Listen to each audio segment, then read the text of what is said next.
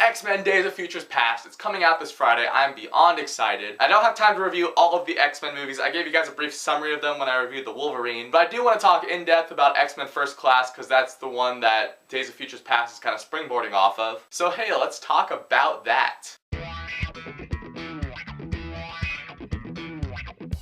X-Men First Class. So X-Men First Class came out in theaters about 3 years ago, and it's focusing on young Xavier and young Magneto, back when they were still called Charles and Eric. This is the movie that a lot of people see as kind of reinvigorating the X-Men franchise after X-Men 3 and X-Men Origins. You know, X-Men 3, it was okay, you know, it was fine, it was entertaining at parts. X-Men Origins, we don't talk about that one. I don't even think that one's considered canon anymore. But anyways, this movie takes place during the Cuban Missile Crisis. There's all of that going on. You see Charles and Eric in the beginning of their friendship. They're founding the X-Men school. It's really cool watching this movie and seeing them recruit the X-Men. You see them first meet Mystique. You see them meet Beast. There's also another cameo in this movie, which if you haven't seen the movie, I won't spoil it for you. It was a pretty awesome cameo though, just saying. One of the things I really like about this movie as opposed to some of the other X-Men movies is that this one is really focused. I mean, with the first two X-Men movies, they really focused on Logan and Rogue and kind of Professor X. With X-Men 3, it didn't really have one central main character. It was kind of just, you know, Xavier's school versus Magneto's mutants versus the military. Yeah, Wolverine was still kind of like the main X-Men, but it was kind of a mess. This movie clearly focused on Professor X and Magneto. You see that relationship budding. They're bonding over the fact that they're both mutants. Magneto has this vendetta against Kevin Bacon's character, and Xavier's trying to stop him from carrying that out. I feel like the relationship between Professor X and Magneto in this movie is really what the relationship between Anakin and Obi-Wan should have been in the Star Wars prequels. They're almost like brothers, basically. I feel like you can root for both Magneto and Professor X, even though you know Magneto's gonna turn at the end. So that relationship's the core of this movie. It's the highlight of this movie. Now, one problem I did have with this movie when it came out is that it's really inconsistent with the other X-Men movies. I mean, I'm fine with it contradicting X3 and X-Men Origins, but it also kind of contradicted X-Men 1 and 2 at points. And so I'm interested to see where they take that in X-Men Days of Futures Past, because it looks like it's gonna be kind of like a Back to the Future type thing. So at the end of Days of Futures Past, is the original trilogy gonna count for anything? Is it gonna be like an alternate timeline and then they change that in Days of Futures Past, and now the Days of Futures Past and First Class storyline, that's what's canon and the original trilogy isn't? So I still have those kind of questions, but as a standalone movie, X-Men First Class is one of the best X-Men movies. I'm gonna give X-Men First Class an A-. It's one of my favorite X-Men movies. I can't wait to see where they take this storyline in Days of Futures Past. So have you guys seen X-Men First Class? And if you have, what did you guys think about it? Did you like it more than X-Men 1 and 2? Did you like X-Men 3 at all? Feel free to rank your favorite to least favorite X-Men movies down below if you want, or just comment with your favorite X-Men movie or whatever you thought of X-Men First Class. Any of those answers are completely fine. And thanks for watching this video. If you guys like it, then click here to see more.